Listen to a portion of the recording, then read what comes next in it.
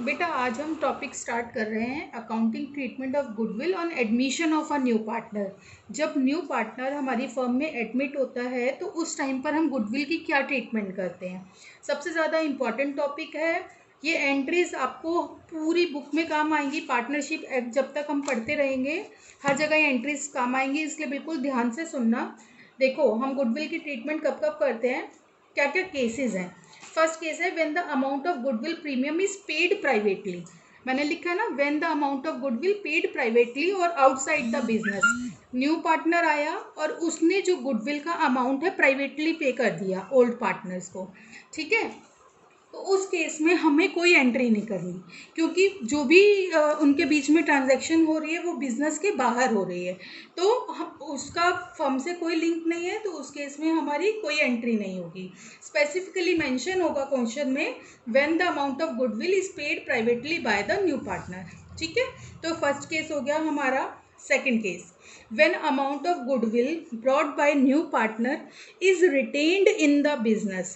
जब नया partner goodwill लेकर आया, गुडविल का अमाउंट लेकर आया और वो बिजनेस में हमने रिटेन्ड किया, बिजनेस में रखा वो अमाउंट, ठीक है।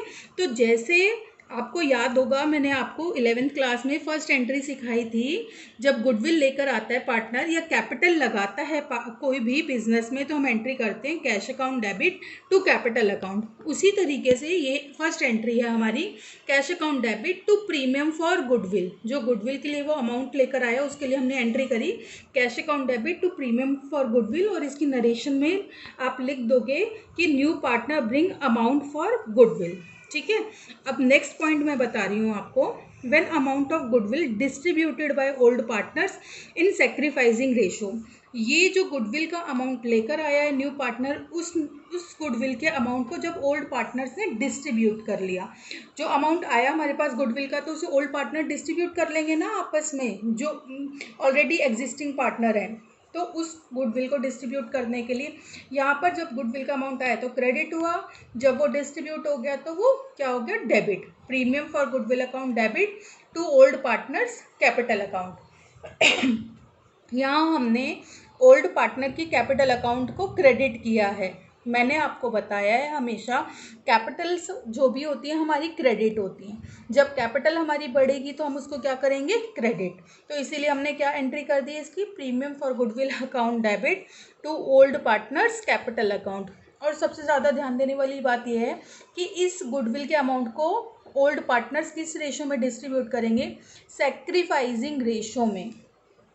जिस रेशो में ओल्ड पार्टनर सेक्रीफाइस कर रहे हैं, जिसमें कि उनको लॉस हो रहा है नए पार्टनर की आने की वजह से, तो उसी रेशो में वो डिस्ट्रीब्यूट करेंगे, ठीक है। जैसे एक एग्जांपल लेकर बताती हूँ मैं आपको। ए और बी दो पार्टनर हैं, ठीक है। सी एडमिट हुआ फर्म में। ए और बी पहले डिस्ट्रीब्यूट करते थे प्रॉफिट 2:1 में। 2 को ज़्यादा प्रॉफिट मिलता था और बी को कम मिलता था, है ना। 1/3 मिलता था और ए को मिलता था 2/3। लेकिन सी के आने से जो रेशो है ए और बी की चेंज हो गई, ठीक है। अब क्या हो गया, ए का प्रॉफिट कम हो गया और बी का ज़्यादा हो गया, ठीक है। तो ए ने ज़्यादा सेक्रीफाइस किया और बी ने कम सेक्रीफाइस किया।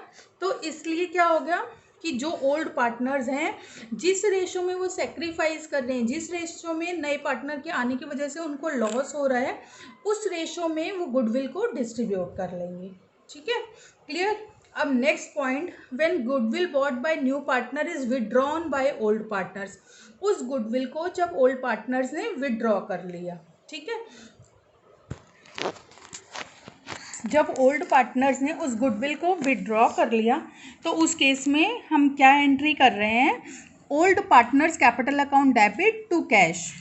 देखो, क्योंकि पार्टनर्स की कैपिटल कम हो गई, old partners capital account debit to cash या बैंक अकाउंट। क्योंकि जब कैपिटल हमारी कम होती है तो वो डेबिट कर देते हैं, और वो जो अमाउंट ऑफ गुडविल हमने विड्रॉ किया है या तो कैश के थ्रू किया होगा या बैंक के थ्रू किया होगा, इसलिए हमने कैश और बैंक कर दिया उस एंट्री में। क्लियर। अब ये तीनों एंट्रीज इस केस के लिए बहुत इंपॉर्टेंट है। मैंने फर्स्ट केस आपको बताया, when the amount of goodwill paid privately pay कर दिया, उस केस में no entry. When amount of goodwill bought by new partner is retained in the business, नया partner capital premium for goodwill लेकर आया और उसे हम बिजनेस में रख रहे हैं, तो सिंपल जैसे कैपिटल लगाते हैं ना हम बिजनेस में, सेम वही entry cash account debit to premium for goodwill.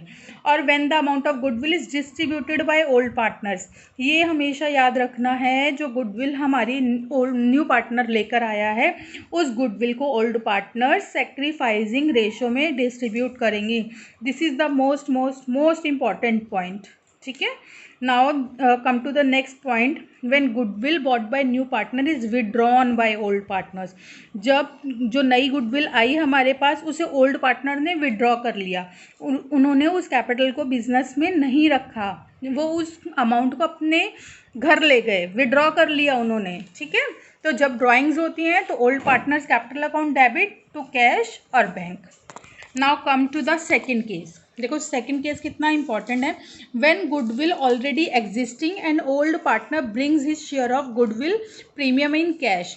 सिर्फ एक नया पॉइंट ऐड हो गया कि हमारी फर्म जो चल रही है, नए पार्टनर के आने से पहले उस फर्म में ऑलरेडी हमारे पास कुछ गुडविल है जो कि हमने बुक्स में शो करी हुई है, ऑलरेडी एग्जिस्टिंग।